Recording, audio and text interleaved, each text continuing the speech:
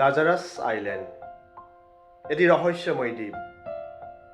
ছিংগাপুৰত অনুষ্ঠান কৰিবলৈ যোৱা আমাৰ সকলোৰে মৰমৰ হিয়াৰ আমঠু জুবিন গাৰ্গক এই ৰহস্যময় দ্বীপটোলৈ লৈ যোৱা হৈছিল। কিয় লৈ যোৱা হৈছিল তেখেতক এই দ্বীপটোলৈ? এই দ্বীপটোৰ আঁৰত কি ৰহস্য লুকাই আছে? আহকচোন আজিৰ এই ভিডিঅ'টোৰ যোগেদি আমি কিছু কথা পাতিবলৈ চেষ্টা কৰোঁ। ছিংগাপুৰৰ দক্ষিণত অৱস্থিত এই দ্বীপটো দেখিবলৈ বৰ ধুনীয়া যদিও দ্বীপটোত নিৰ্জনতা সোমাই আছে। বহুতো নিউজত পোৱা গৈছে যে এই দ্বীপটোলৈ ফুৰিবলৈ গৈ গা ধোৱা বহুতো টুৰিষ্টৰ মৃত্যু হৈছে।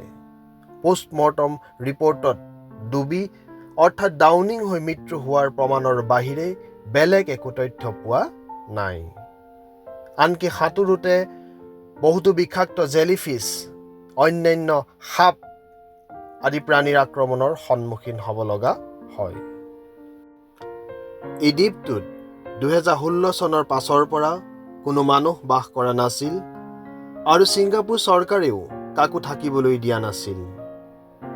তাত বাস কৰি থকা শেষ পৰিয়ালটিক ছিংগাপুৰ চৰকাৰে 2016 চনত তাৰ পৰা ছিংগাপুৰলৈ লৈ আহিছিল। 1819 চনত যেতিয়া ব্ৰিটিছ চৰকাৰে শাসন কৰিবলৈ ছিংগাপুৰলৈ আহিছিল, তেতিয়া এই লাজাৰাছ আইলেণ্ডখন আৱিষ্কাৰ কৰিছিল। এই দ্বীপটোতে তেওঁলোকে চেছ খেলিছিল আৰু চেছখনত গুটিৰ সলনি মানুহক থিয় কৰাই ৰাখিছিল। যিজন মানুহ হাৰিছিল তেখেতৰ মূৰটো কাটি সাগৰত পেলাই দিয়া হৈছিল। তেতিয়াহ'লে এবাৰ ভাবকচোন কিমান ভয়ংকৰ, কিমান ভয় লগা হ'ব পাৰে এই দ্বীপটো।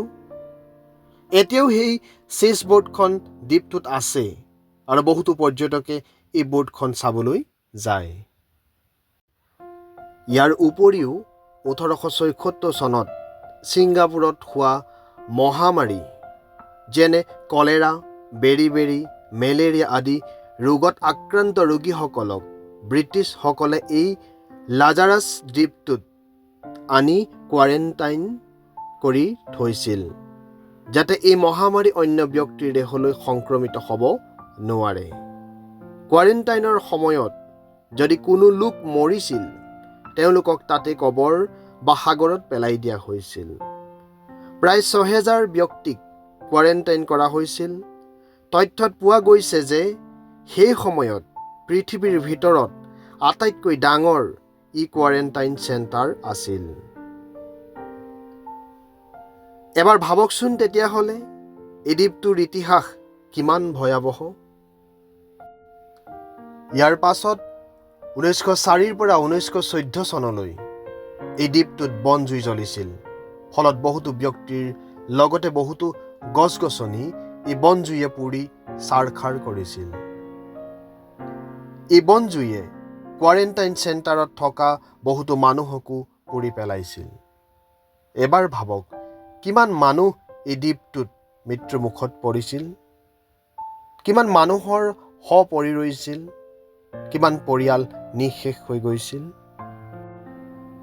যেতিয়া ছিংগাপুৰ চৰকাৰে এই লাজাৰাছ দ্বীপটো নিজৰ অধীনত আনিলে, তেতিয়া 1950 চনমানত তাত এটা ৰিহেবিলিটেশ্যন চেণ্টাৰ খুলিছিল।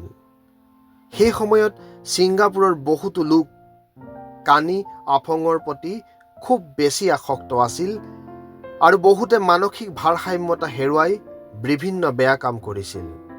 এনে লোকসকলক এই ৰিহেবিলিটেশ্যন চেণ্টাৰত ৰখা হৈছিল। ইয়াতে বহুতো লোকৰ মৃত্যু হৈছিল, যাক এই লাজাৰাছ দ্বীপটোতেই কবৰ বা সাগৰত পেলাই দিয়া হৈছিল। 1960 চনমানত এই দ্বীপটোত বাস কৰা বহুতো লোকে দ্বীপটো এৰি ছিংগাপুৰত বাস কৰিবলৈ লৈছিল আৰু 2016 চনত একেবাৰে শেষৰ ঘৰ মানুহো তাৰ পৰা গুচি আহিছিল। ইয়াৰ উপৰিও বেলেগ দেশৰ পৰা পলাই অহা, ইলিগেলি অহা ব্যক্তিসকলক ছিংগাপুৰ চৰকাৰে দ্বীপটোত ডিটেনশ্যন কেম্প পাতি ৰাখিছিল আৰু এইসকলৰ দ্বাৰাই ভিডিঅ'টোৰ আৰম্ভণিতে কোৱা চেছ বৰ্ডখন সজাইছিল আৰু যিসকল হাৰিছিল তেওঁলোকৰ মুণ্ড কাটি দিয়া হৈছিল। 1976 চনমানত এই দ্বীপটো ছিংগাপুৰ চৰকাৰে টুৰিজিমৰ বাবে অলপ সজাই দিলে আৰু কম বেছি পৰিমাণে টুৰিজিম তালৈ যাবলৈ ধৰিলে। কিন্তু বিভিন্ন তথ্য অৰ্থাৎ ভিডিঅ' আদিৰ যোগেদি গম পোৱা গৈছে যে তালৈ ফুৰিবলৈ যোৱা পৰ্যটকসকলে কিছুমান অদ্ভুত চিন তেওঁলোকে দেখিবলৈ পায়, যেনে বিভিন্ন ভয় লগা শব্দ, ছোৱালীৰ কান্দোন ইত্যাদি। এতিয়া আপোনালোকে ভাবক, ইমান এটা বেয়া হিষ্ট্ৰী থকাৰ পাছত জুবিন দাক এই দ্বীপটোলৈ কিয় নিয়া হৈছিল? নে এয়া তেওঁলোকৰ পূৰ্ব পৰিকল্পনা আছিল? নে বিষাক্ত জেলিফিছ, বিষাক্ত সাপ আদিয়ে জুবিন দাক দংশন কৰাটো বিচাৰিছিল? নে জুবিন দাই ভয় খাই মৃত্যুমুখত পৰাটো তেওঁলোকে বিচাৰিছিল? এবাৰ ভাবক সকলোৱে।